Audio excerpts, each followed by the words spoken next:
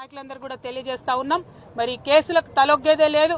ప్రజాక్షేత్రంలో ప్రభుత్వాన్ని ఎండగడుతూనే ఉండాలని కూడా కార్యకర్తలకు చెప్తా ఉన్నాం. ఈ కాంగ్రెస్ పార్టీ యొక్క దాష్టికాలను గమనించవలసిందిగా తెలంగాణ బిడ్డలందరూ కూడా పిలుపునిస్తా ఉన్నాం. Thank you. జై తెలంగాణ, జై కేసీఆర్. కేసీఆర్ గారి నాయకత్వం, కేసీఆర్ గారి నాయకత్వం. జై బీఆర్ఎస్, జై బీఆర్ఎస్, జై తెలంగాణ.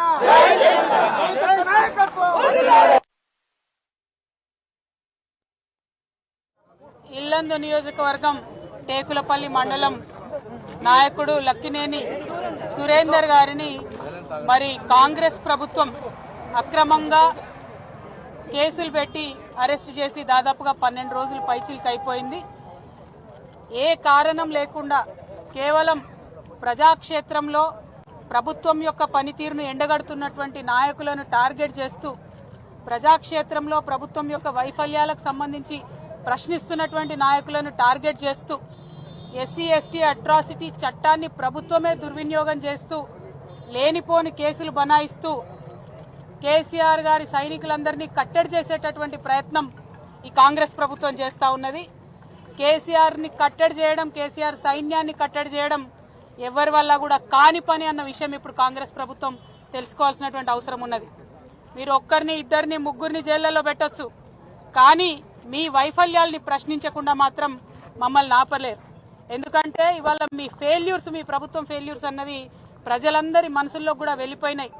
ఇవాళ రైతు బంధు రాని రైతులు కావచ్చు, రైతు భరోసా రాని రైతులు కావచ్చు, పొలాలు ఎండిపోయినటువంటి రైతులు కావచ్చు, రేషన్ కార్డులు రానటువంటి వాళ్ళు కావచ్చు, ఏమాత్రం మీరు చెప్పినటువంటి ఒక్క పథకం రాని మహిళలు కావచ్చు, విషాహారం తిని చనిపోతున్నటువంటి విద్యార్థులు కావచ్చు, ఉద్యోగాలు రాని యూనివర్సిటీ పిల్లలు కావచ్చు, మీ యొక్క మాటలన్నీ కూడా ఉట్టి మాటలే, దొంగ మాటలే అని తెలిసిపోయింది. ఇవాళ 14 నెలల మీ ప్రభుత్వంలో ఈ రాష్ట్రానికి మీరు వెలగబెట్టింది ఏమీ లేదు అన్న విషయం ప్రజలకు స్పష్టమైపోయింది. ఇవాళ ఆ భయంతోనే మీరు ఎవరిని ప్రశ్నిస్తే వాళ్లను కేసులు పెట్టి జైళ్లలో పెడుతున్నటువంటి పరిస్థితి తెలంగాణ రాష్ట్రంలో కనబడతా ఉన్నది. ఏం తప్పు చేశారు సురేందర్ గారు? గ్రామ సభల్లో మీ వైఫల్యాల్ని ప్రశ్నించినారు. ఖచ్చితంగా ప్రశ్నిస్తాం. ప్రజలకు రావాల్సినటువంటి పథకాలు రావాల్సిందే. రాకుండా మీకు చేతగాక, ప్రభుత్వం నడపడం చేతగాక, ప్రజల దగ్గరికి పథకాలు ఇవ్వడం చేతగాక, మరి మీ వైఫల్యాన్ని మీరు దాచిపెట్టుకోవాలని, కప్పెట్టుకోవాలని ప్రయత్నిస్తున్నారు. అది సాధ్యపడదు. ప్రజాక్షేత్రంలో బీఆర్ఎస్ పార్టీ నాయకులు మిమ్మల్ని ఎండగడుతూనే ఉంటాం. మీరు ప్రజలకు ఇచ్చినటువంటి హామీలన్నీ కూడా ఇచ్చేంత వరకు మీ వెంట పడుతూనే ఉంటాం.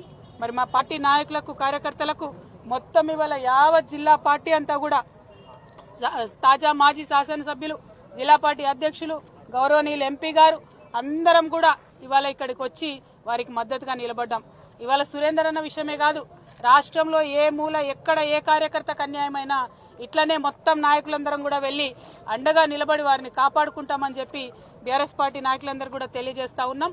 మరి కేసులకు తలొగ్గేదే లేదు. ప్రజాక్షేత్రంలో ప్రభుత్వాన్ని ఎండగడుతూనే ఉండాలని కూడా కార్యకర్తలకు చెప్తా ఉన్నాం. ఈ కాంగ్రెస్ పార్టీ యొక్క దాష్టికాలను గమనించవలసిందిగా తెలంగాణ బిడ్డలందరూ కూడా పిలుపునిస్తా ఉన్నాం. Thank you.